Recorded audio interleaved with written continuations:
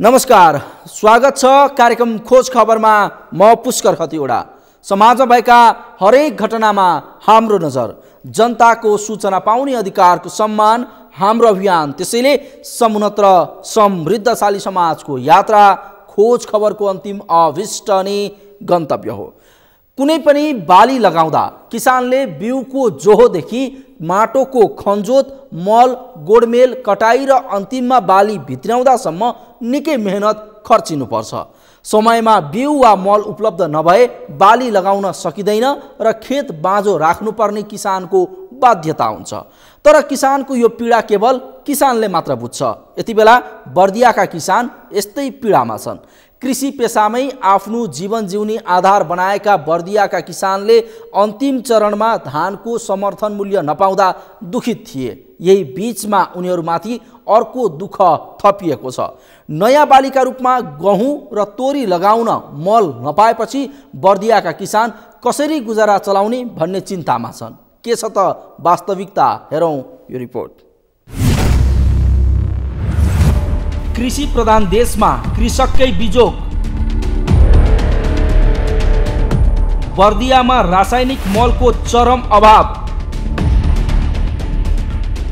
रासायनिक मल नपाउँदा किसान चिन्तित।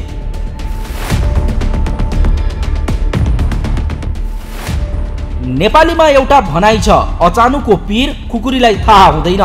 यसको खास अर्थ भोग्नेको पीडा देख्ने वा अरूले बुझ्दैनन् भन्ने हो। यही भनाइ नेपाली किसानमा चरितार्थ हुँदै आएको छ। नेपाल आफू त कृषि प्रधान देश हो, तर यहाँका किसान भने सधैँ मर्कामा पर्ने गरेका छन्। कहिले समयमा बिउ नपाउने त कहिले उब्जाएको अन्नको सही मूल्य नपाउने किसानले अहिले फेरि मलको अभाव भोग्नु परेको छ। बर्दियामा रासायनिक मलको चरम अभाव हुँदा कृषक समस्यामा परेका छन्। बर्दियामा अहिले धान काटेर गहुँ तथा तोरी लगाउन भ्याइ नभ्याइ छ, तर बजारमा सहज रूपमा रासायनिक मल नपाउँदा यति बेला किसान चिन्तित छन्। धानको उत्पादनबाट मार खेपेका बर्दियाका किसानलाई गहुँ तोरी छर्ने बेलामा पनि मल नपाएर चिन्ता थपिएको हो। सिजनमा कृषि कर्मका लागि चाहिने रासायनिक मलको अभाव भएपछि बर्दियाका किसान समस्यामा परेका हुन्। उनीहरूले एग्रोभेट र सहकारीहरूमा मलका लागि दैनिक भौतारिँदा पनि मल पाउन सकेका छैनन्। दुःख गरेर धान उत्पादन गरेका किसान अन्तिम चरणमा समर्थन मूल्य समेत नपाएर दुखित बनेका थिए। यही बेला नयाँ बाली लगाएर आफ्नो दुःख बिर्सन खोजेका किसानले झनै समस्या भोग्नु परेको छ। यस्तोमा नयाँ बालीका लागि मल नपाएपछि कसरी गुजारा चलाउने भन्ने चिन्ता थपिएको छ किसानलाई। मल खाद मिल नहीं रही है और क्या कहता है कैसे गेहूँ बोवा जाए। गेहूँ के बोग से टेम है, बिया कुछ वह नहीं मिल रहा है, कैसे किया जाए। तो मतलब क्या कहते हैं व्यवस्था सरकार करे और सरकार सुन नहीं रही है कि यहाँ मल खाद दे। बर्दियामा धान गहुँ तोरी लगायत अन्न बालीका लागि रासायनिक मल प्राय हरेक वर्ष अभाव हुँदै आएको छ। अन्नको भण्डार मानिएको बर्दियामा अहिले मलको अभाव हुनु दुःखद भएको किसानको गुनासो छ। यसरी मल बिउ समयमा नपाउनु, उत्पादन गरेको अन्न बालीको उचित मूल्य नपाउनु लगायत समस्या देखेर कतिपय कृषि पेसाबाटै पलायन हुने अवस्थामा पुगेका छन्। कृषि पेसामै आफ्नो जीवन जिउने आधार बनाएका कृषकले गहुँ तोरी लगायत बालीलाई आवश्यक मल तत्काल व्यवस्था गरिदिन माग गरेका छन्। हामीलाई यो बर्दिया जिल्लाभरिमा हामीले गहुँ छर्ने सिजनमा, तोरी छर्ने सिजनमा हरेक वर्ष मलको अभाव हुने र मल नपाउने बारम्बार समस्या भएको हुनाले हामीलाई जसरी भए पनि कुन निकायले हुन्छ हामीलाई खेती गर्ने किसानहरूलाई अलिकति चारो भन्दा चारो मल समयमा हामी पाउनुपर्छ, तब हाम्रो खेतीहरू चाँडो हुन्छ। नत्र हाम्रो खेतीहरू छर्ने समयमा जग्गा सुक्ने र पछि हुँदै जान्छ। यो समस्या पनि हामी वर्षै वर्ष एकदमै भोग्दै आएका छौँ। यो हामीलाई हेर्ने निकायले चारो भन्दा चारो ध्यान दियोस् र हामीलाई रासायनिक मल चारो भन्दा चारो उपलब्ध गराओस्। वर्षभरिका लागि बर्दिया जिल्लालाई करिब 12,000 मेट्रिक टन मल खाद आवश्यक पर्दछ।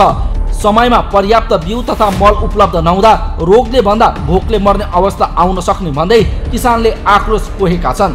तर कृषि सामग्री कम्पनी लिमिटेडले भने पर्याप्त मात्रामा मल पुर्याउन नसक्ने जनाएको छ।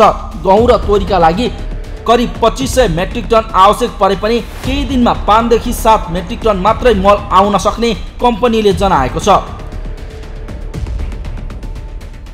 कम्तीमा पनि यही गहुँ र तोरी र गहुँ सिजनको लागि 2500 मेट्रिक टन डिएपी र करिब 3000 मेट्रिक टन युरिया आवश्यक पर्छ र डिएपी अब यो हप्ताभित्र 2-4 दिनभित्र प्राप्त हुने जानकारी प्राप्त भएको छ र मल चाहिँ गहुँ सिजनको लागि पर्याप्त हामीले आउन सक्ने स्थिति छैन र तत्काल चाहिँ करिब 500 मेट्रिक टन डिएपी र अरू थप 1-200 हरेक 700 मेट्रिक टन जति युरिया हाम्रो यहाँ आउने कुराकानी भएको छ अहिले। बर्दियामा उत्पादन भएको खाद्यान्न बाली विभिन्न जिल्लामा निर्यात हुन्छ। यसरी अन्नको भण्डारको रूपमा परिचित बर्दियामा कृषि कर्मका लागि चाहिने रासायनिक मलको अभाव भएपछि किसानहरू निकै समस्यामा परेका हुन्। बर्दियाका किसान मात्र नभई देश नै कृषि पेसामा आत्मनिर्भर भएको हुँदा अर्थतन्त्रलाई थप मजबुत बनाउन सरकारले कृषकले भोगेको मलको अभावलाई तत्काल सम्बोधन गर्न आवश्यक छ। खोज खबरका लागि बर्दियाबाट मुरली गोडियाको रिपोर्ट। हो दुःख गरेर धान उत्पादन गरेका किसान अन्तिम चरणमा समर्थन मूल्य नपाएर दुखित बनेका बेला नयाँ बाली गहुँ र तोरी लगाउन मल नपाएपछि कसरी गुजारा चलाउने भन्ने चिन्तामा छन् बर्दियाका किसान। यसले कृषि प्रधान देशभित्रै कृषक कतिसम्म पीडित छन् भन्ने उजागर गर्दछ। तर विडम्बना भनौँ, हरेक वर्ष दोहोरिने यस नियतिबारे जानकार राज्य पक्षले उनीहरूको समस्याको समाधान खोज्न सकेको छैन। यस्तोमा कतिपय किसान त कृषि पेसाबाट नै पलायन हुने अवस्थामा पुगेका छन्। तसर्थ कृषि पेसामै आफ्नो जीवन जिउने आधार बनाएका बर्दियाका किसानका लागि आवश्यक मलको तत्काल व्यवस्था गर्न आवश्यक छ। कार्यक्रममा एकैछिन ब्रेकपछि बर्दियामै धान खेतीमा किसानले भएको पीडा सम्बन्धी अर्को प्रसङ्ग लिएर उपस्थित हुनेछौँ। हेर्दै गर्नुहोला।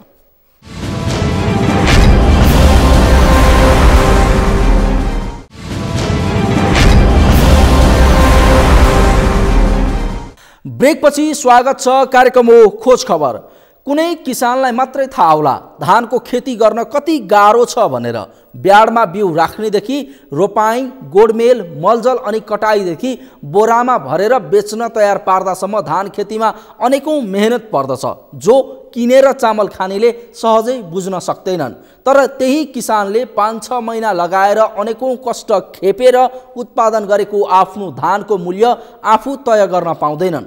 धानको मूल्य कि त मिल मालिक कि त बिचौलियाले तय गर्छन्, जसका कारण किसानले कहिल्यै सही मूल्य पाउँदैनन्। यही बाध्यताका कारण बर्दियाका किसान यसपटक पनि सस्तोमा धान बेच्न बाध्य छन्। के छ त वास्तविकता अनि किन पाएन किसानको उत्पादनले सही मूल्य? हेरौँ यो रिपोर्ट। तोकिएको मूल्यमा बिक्री भएन बर्दियाका किसानको धान। भने जति मूल्य नपाएपछि सस्तोमा धान बेच्न बाध्य किसान। सरकारी उदासीनताले मर्कामा परेको किसानको गुनासो। सरकारले किसानलाई प्रोत्साहन गर्न हरेक वर्ष धानको समर्थन मूल्य निर्धारण गर्ने गर्छ। तर बर्दियाका कृषक भने सरकारी उदासीनताका कारण समस्यामा परेका छन्। वर्षाभरि अनेकौं समस्या खेपेर उत्पादन गरेको धानको तोकेको मूल्यमा बिक्री गर्न नपाएपछि बर्दियाका किसान मर्कामा परेका छन्। धानको अपेक्षित मूल्य नपाएपछि अहिले किसानहरू सस्तो मूल्यमै धान बेच्न बाध्य छन्।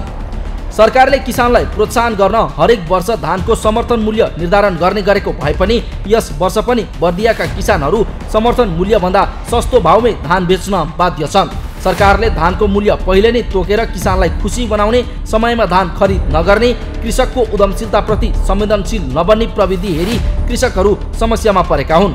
किसानका अनुसार सरकारी संयन्त्रले सस्तो मूल्यमा धान खरिद बिक्री भइरहेको जानकारी पाए पनि यस विषयमा कुनै चासो देखाएको छैन।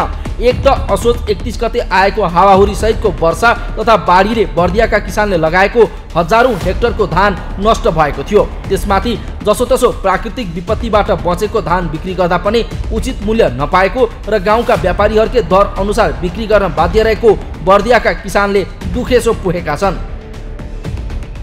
धान त बेचिराखेका छौँ, त्यो धान पनि अब त्यो साहुको हिसाबले गइराखेको छ। अब लगभग अब त्यही 1500 देखि अब धान हेरी भिजेको कस्तो छ त्यही हेरेर 1500 1600 1800 2000 म लिइराखेका छन्। अहिले हामी धेरै पिरियडमा छौँ हैन। अब सरकारले अब सुनेको हो अब टोकेको रेट पनि सुनिन्छ, अब कति छ त्यो पनि त्यो मूल्य पनि पाइराखेको छैन सर। सरकारले चाहिँ टोकेको मूल्यबाट चाहिँ 2900 भए पनि हामीलाई समस्या परेको छ। खरिद्ने चाहिँ गल्ला खरिदे साहुहरूले चाहिँ मूल्य सस्तो भएर पनि धान खरिदेका छन्, तर हामीलाई साह्रै समस्या परेको छ। यो चाहिँ नहोस्। मल खाटको लागि समस्या भएकोले चाहिँ कहिले मल नपाउने भएकोले चाहिँ गर्दा चाहिँ यो चाहिँ सरकारसँग चाहिँ हाम्रो चाहिँ अनुरोध जाओस्। यसरी सरकारले धानको खरिद दर कायम गरे पनि बर्दियामा त्यसो हुन नपाएको किसानहरूको गुनासो छ। यस वर्ष सरकारले प्रति क्विन्टल मोटा धानको मूल्य 2752 रुपैयाँ र मध्यम खालको धानको मूल्य 2902 रुपैयाँ निर्धारण गरेको छ। तर किसानले भने सरकारले निर्धारण गरेको मूल्य त परै जाओस्, त्यस आसपासको मूल्यमा समेत आफ्नो उत्पादनको मूल्य पाएनन्, जसका कारण तोकिएको मूल्यभन्दा धेरै कम मूल्यमा व्यापारीलाई धान बिक्री गर्न उनीहरू बाध्य भए। यता निजी रूपमा गाउँ गाउँमा धान, मकै लगायत अन्नबाली गल्ला खरिद गर्ने व्यवसायीले धानको स्तर हेरेर धान खरिद गरिरहेका छन्। त्यो समेत किसानको अधीनमा छैन। अहिले राम्रो छैन सर। अब चाहिँ कोही उम्रेको छ, कोही के छ, पानीले धेरै नोक्सान क्षति भयो होइन। हाम्रो पनि आफ्नो पनि जग्गा थियो, आफ्नो पनि क्षति भएको छ। अब त्यो धान सुकाइ गरेर किसानले ल्यायो भने त्यो 17, 18, 19, 20सम्म धान एक क्वालिटी हेरिकन किनेको छ। तर चाहिँ त्यो मार्केटमा बिक्री हाम्रो धान छैन अहिले। धेरै किने होइन, थोरै आगो किनिएको छ। माथि बिक्री भइदिए हामीले किसानको तान्थ्यौँ।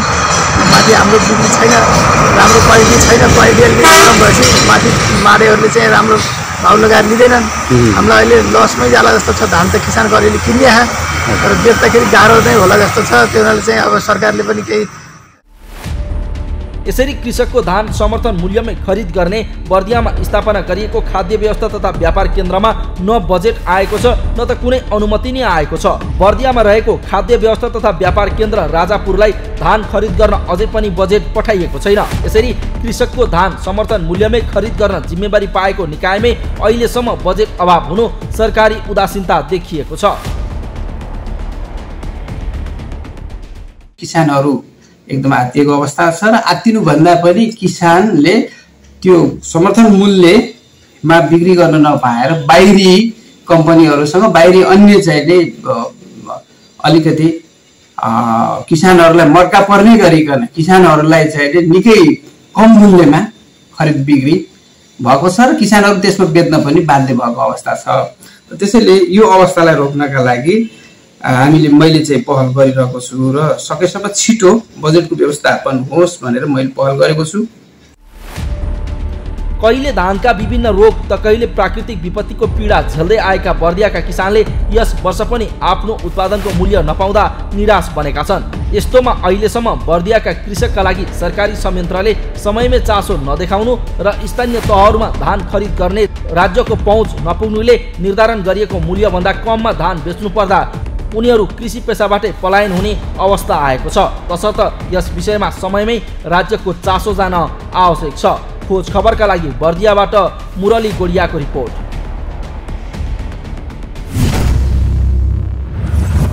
हो, बिचौलियाले किसानको उत्पादनको मूल्य आफू तय गर्दा सरकारले तोकेको धानको न्यूनतम समर्थन मूल्य किसानले कहिले पाएका छैनन्। वर्षभरि मेहनत गरी अनेकौं कष्टका बावजुद आफ्नो उत्पादनमा सधैँ बिचौलिया हावी हुँदा किसान सस्तोमा धान बेच्न बाध्य छन्। विडम्बना भनौँ, हरेक वर्ष दोहोरिने यस नियतिबारे जानकार राज्य पक्ष भने मौन छ, जसका कारण धान लगायत अन्य फसलको मूल्य मिलका प्रतिनिधि र बिचौलियाले कायम गरेको मूल्य नै किसानले पाउँदै आएका छन्। तर उनीहरूलाई कारबाही त परको कुरा, यसको नियमनसम्म गर्न सरकारले चासो दिँदैन, जसका कारण किसान मारमा छन्। हवस् त आजलाई कार्यक्रम खोज खबर यति नै। कार्यक्रम खोज खबरका विषयमा कुनै प्रतिक्रिया छन् भने हामीलाई खोजखबर@sagarmatha.tv मा इमेल गर्न सक्नुहुन्छ अथवा फोन नम्बर 0157 60 74 मा फोन पनि गर्न सक्नुहुन्छ। लुकेका र लुकाइएका खबर निरन्तर जारी छ। नेपालको पहिलो न्युज च्यानल सगरमाथा टेलिभिजन हेर्दै गर्नुहोला। नमस्कार।